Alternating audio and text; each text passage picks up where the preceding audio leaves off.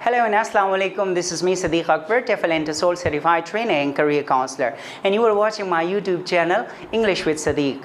Today in this video we are going to discuss very important topic कि receptive और productive skills में क्या फ़र्क है। जब हम English को acquire करते हैं तो हमें ये नहीं पता होता है कि कौन से skills हमें पहले सीखना चाहिए और कौन से skills बाद में सीखने चाहिए. So what are the receptive and productive skills we are going to look at in this particular video.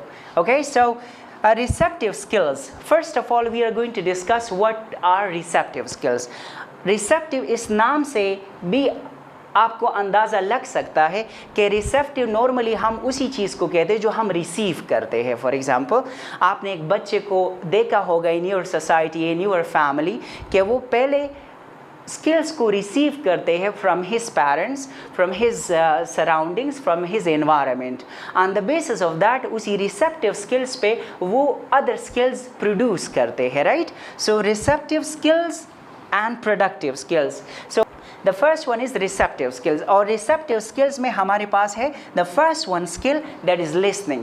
कि आप बच्चे को अगर observe करें तो वो initial stage पे बातें तो नहीं कर सकता, वो सिर्फ sound produce करता है, such as babbling sound हो गया या और consonant या vowel sound, whatever that is. लेकिन उसकी जो एक्विजिशन प्रोसेस है वो लिसनिंग की है कि वो सोसाइटी को, अपने पेरेंट्स को क्लोजली ऑब्जर्व करके और वो वोकैबुलरी को गेन करता है और उसकी साउंड्स को एक्वायर करता है. So the first one skill is listening, कि वो लिसनिंग करते हैं अपने सोसाइटी को, अपने पेरेंट्स को, अपने इर्द गिर्द को वो ऑब्जर्व करके इस लिसनिंग स्किल को रिसीव करता है.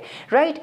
एंड जब वो इस लिसनिंग स्किल को रिसीव करता है, सो on the basis of that he develops another skill, that is productive skill. Speaking is a productive skill, कि हम फर्स्ट ऑफ ऑल लिसनिंग को रिसीव करेंगे, on the basis of that हम एक other skill को produce करेंगे, and that is speaking. So listening is a receptive and speaking is a productive skills. It means कि first हम listening करेंगे, listening के basis पे हम speaking को develop करेंगे.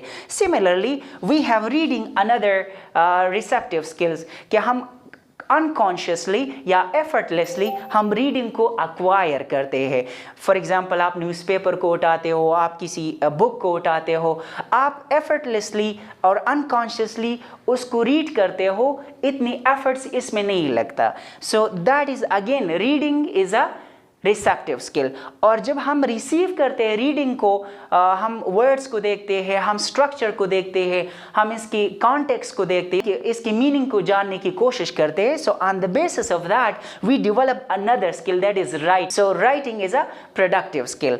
तो on the basis of reading जब हम रीडिंग को अक्वायर करते हैं, इसी के बेस पे हम अदर स्किल को डेवलप करते हैं, that is writing. So what is the difference? The main difference is कि receptive skills are listening and reading, जो हम अक्वायर करते हैं एट इनिशियल स्टेज, चाहे वो बच्चा हो या आप अडल्ट हो और आप किसी सेकंड लैंग्वेज को अक्वायर करते हो. And on the basis of these two skills, listening and reading, हम अदर प्रोडक्टिव स्किल्स को प्रोड्यूस करते हैं. इसके नाम से भी आप अंदाज़ा लगा सकते हैं कि प्रोडक्टिव मीन्स जो चीज़ हम प्रोड्यूस करते हैं वो है स्पीकिंग एंड राइटिंग.